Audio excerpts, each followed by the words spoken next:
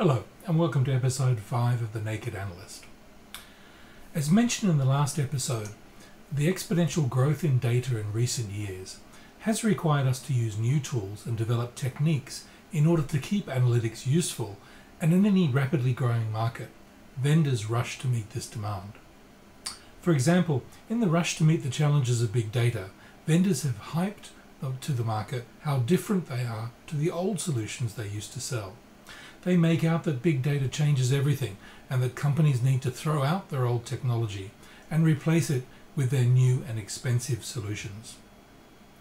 Of course, the truth is somewhat more complex, but it's important to remember that the salespeople of all the big vendors and the new entrants to the market, consultants and industry pundits, all have a direct commercial interest in hyping the scale of the change.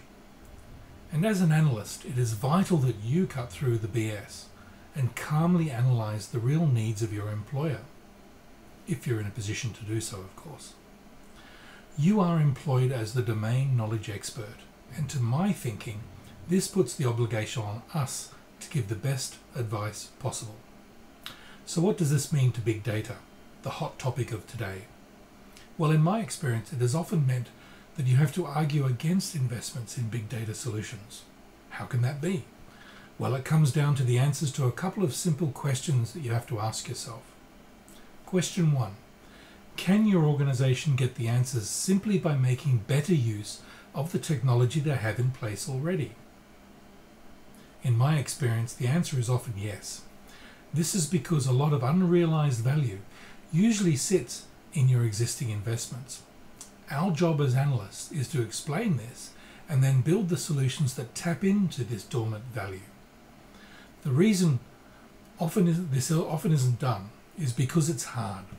It means overcoming barriers, organizational barriers, cultural barriers, knowledge barriers, to name a few.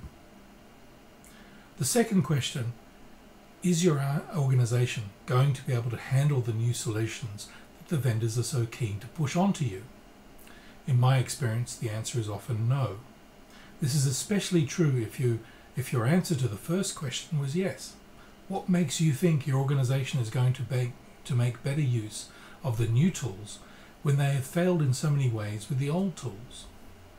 Now, this is not to say you should never support new investments in analytics. I'm just trying to tell you to be honest with yourself and your employer and resist getting caught up in the hype. Make the business case for any investment in this area a solid one. Well, that's it from episode 5 of The Naked Analyst. Until next time, goodbye.